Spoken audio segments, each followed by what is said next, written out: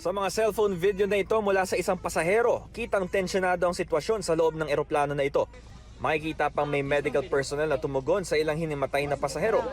Sa isang statement, kinumpirma ng AirAsia na flight ZA2823 nila ito na galing Da Nang, Vietnam at lalapag dapat kahapon ng tanghali sa NAIA Terminal 1. Pero dahil sa masamang panahon, hindi makalanding ang eroplano sa NAIA at kinailangan ma-divert sa Clark International Airport. Ipinaunawa naman daw ito ng flight crew sa mga pasahero. Pero ayon sa isa sa mga pasahero na si Jay Aquino, nagsimulang magkaroon ng aberya nang hindi na makaalis sa Clark International Airport ang sinasakyan nilang eroplano. Hindi raw nakakuha ng clearance ang AirAsia dahil sa air traffic. Habang nagkakaaberya, pinatay raw ang air conditioning ng eroplano. Nasa loob lang daw ang mga pasahero buong hapon. Sana mas na-handle nila na maayos. And I think ang very disappointing part doon is hindi sila transparent. If sinabi naman nila yung mga kailangan gawin at yung decisions nila real time at hindi pa bago-bago, kaya naman ng pasahero eh. Pero yung 4 hours kami sa loob, may himatay pa bago sila mag-decide. May point na kinlose na nila yung AC. Yeah. And then, close din yung doors. So imagine, walang air circulating inside. So sunod-sunod na yung mga pasahero na suffocate. So nagko-collapse. And then, nagpapanik. Sa ilan pang cellphone video mula sa mga pasahero, makikita nagpupumilit makalabas ng eroplano ang ilang pasahero. May ilan ding nasa bridge na. May mga airport police na rin naka-standby sa lugar. Kinumpirma ng AirAsia na may 2 pasahero na nangailangan ng atensyong medikal na tinugunan daw ng airport medical team.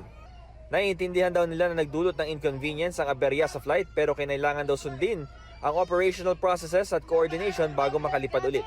Prioridad daw nila ang kaligtasan ng lahat. Naghanda rin daw sila ng snacks at hot meals para sa mga pasahero. Binenta pa nila yung water at snacks sa amin nung na-stuck kami dun nung bago nila patayin yung AC. So na-realize lang nila na kailangan namin ng food and snacks nung wala ng AC at may mga nahihilo na. So their news about they gave us snacks, hindi po totoo yun. Binentahan po nila kami. Kumalma raw ang sitwasyon ng pahintulutan ng mga pasahero na lumabas ng eroplano at pumunta sa immigration gates ng Clark International Airport bandang gabi. Ipinaliwanag sa kanila ng immigration officials ang sitwasyon.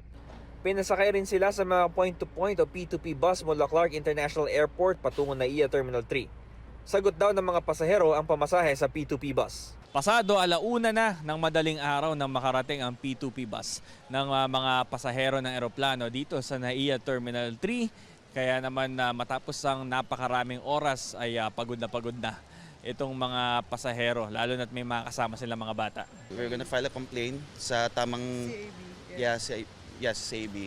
And magko-coordinate kami kung ano yung tamang proseso kasi pag sa social media lang, I don't think it's gonna reach somewhere. The fact na nag-post sila ng public statement without sorting out first kung ano nangyari sa loob, that's very unacceptable. Sisikapin pa namin kunan ng karagdagang pahayag ang AirAsia. Ito ang unang balita, Bam Alegre, GMA News.